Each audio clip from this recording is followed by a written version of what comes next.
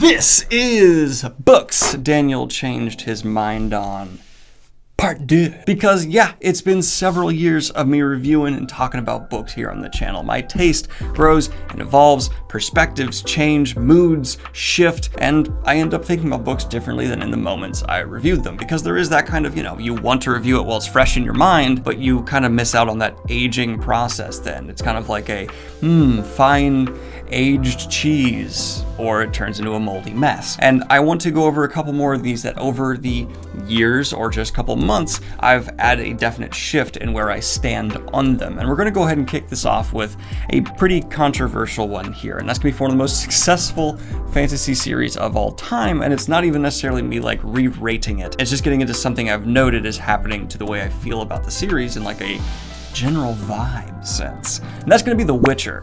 Witcher, I remember the characters very, very well. Geralt, Yennefer, Ciri, Dandelion, they still stand out as some of the best characters I have read. Yet, the narrative, the story, the world are all kind of rapidly fading. I noticed this because I was looking into like season 2 stuff that we know confirmed, etc., things that have been officially released. And a lot of it, I was just kind of like, oh, as I was reading comments, people were like, this has to mean that has to mean this. And I was like, I don't remember any of that, or if I do, it's like vague and like disconnected. And as I started looking through all the notes I had for like the Witcher story of all the books I reviewed, it became clear that it was just quickly leaving my mind. So I don't think in those reviews I really realized yet how little an impact the story itself was making on me. I was really hooked on them because of the characters, and I'm not saying Witcher is bad by any means. Do not take that from this video. Yet, I think as someone who is a character reader who does enjoy a good story, but definitely leans more into character, that's what carried me through that series.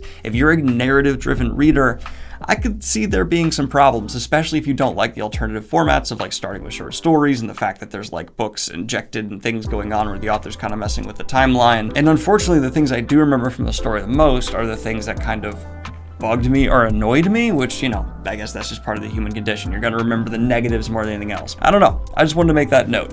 Next up though, this is pretty quick, and I just want to stand by an opinion I recently made and said I needed some time to think about, and that's regards to Jade War. I gave it a 9 out of 10 because I was like, I can't really think of any flaws here. It's so freaking good, but I'm gonna hold off on that 10 because, you want to sit with something before you give it that big old moniker there.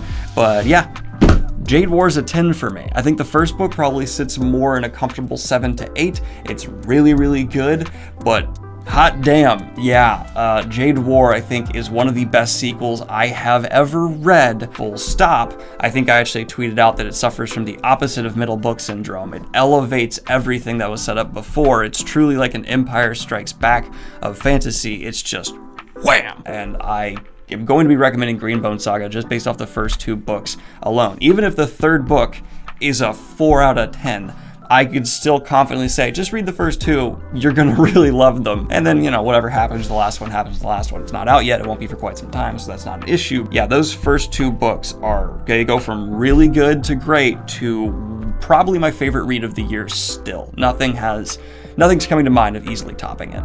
Next up, I have one that's going to be, this was just honestly me making a mistake. A few months ago, I was really caught up in some anxiety around my rating system because I was constantly seeing people saying like, you gave it a 6, that means you hate it, it's horrible. And I was feeling like, oh my God, people are seeing a 6 and they're thinking I'm like throwing a book under the bus, when in reality, 6 is above average, 6 is okay, 6 can be good in some contexts. And so I ended up kind of inflating some numbers around that time. If you noticed in my last video where I did changing my mind, it was me kind of reducing some of the numbers of this area as well.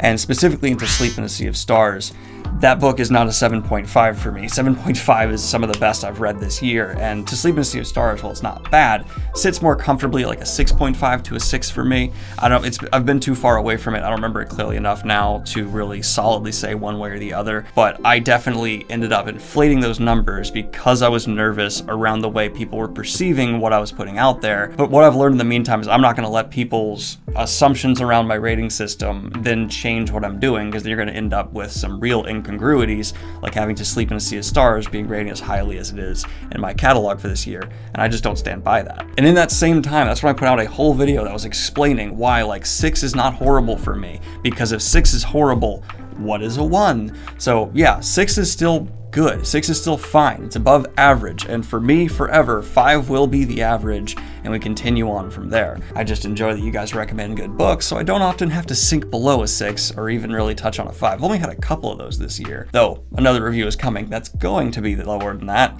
It's gonna be really low. We're having, oh god, yeah, that's gonna suck. Another quickie thing though, I definitely no longer stand by something I've said repeatedly, where it's like the original First Law trilogy is as solid as the whole First Law standalone setup. I don't stand by that. I used to say that, but especially as I've thought back on which moments, storylines, and character developments and beats have stood out the most to me throughout the history of the First Law, the standalones are the strongest. I still love the original First Law trilogy, do not get me wrong, but these standalones have just been extraordinary as I've gotten through more of them, and they definitely do elevate the world. And I'll actually maybe make a controversial statement. I don't know if this is or not, because I'm not sure how the fan base is feeling about the new trilogy. I think the new trilogy currently is setting itself up for this third book better than the original First Law trilogy was. I think Joe Abercrombie has improved as an author, and I am so excited to see where the Age of Madness is going to go. And with the title like Wisdom of Crowds, that's the title, I think. It's something like that, and it's an awesome setup for the themes Joe's going for, so I'm on pins and needles waiting for this one. He's so confidently bringing in a new generation that are different and distinct, yet clearly influenced by the previous one. I haven't seen anything like it, and it's brilliant. And the final thing I want to hit on is, again, more of like a vague changing of mind, but it's something that I've been thinking about more and more, and that's actually in regards to the Powder Mage trilogy. This was a series that I reviewed pretty positively, but as I've gotten more experience, this was quite a while ago for me here, I think back on it, and I now have the perspective that it's a decent series. It's solid in many of its, handling of characters, its plots, its prose, but what really carries it is its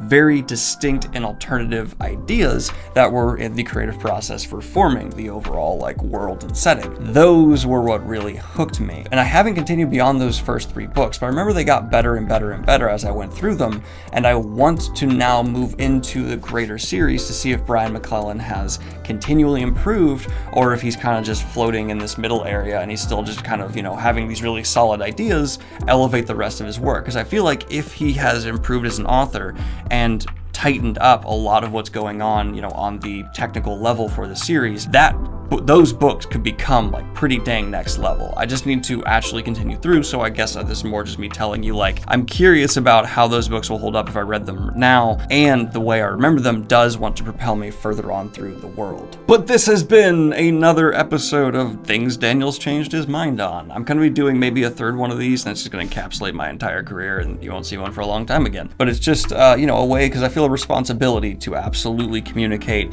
if I've made a mistake, or, how tastes have evolved, because I'm certainly changing my overall opinion on what makes solid fantasy and what I personally enjoy. I'm actually kind of liking these more 500-page limit, really concise, no fat, really lean fantasy stories more and more. I used to be these big, thick chunkers guy, but I appreciate the artistry behind telling an efficient story as I'm, having less spare time, I guess. Anyway, guys, like and subscribe if you have not already. Hit the Patreon if you want to support what I do here. And let me know in the comments down below what books you have changed your mind on the most. Have a good one, y'all. Peace.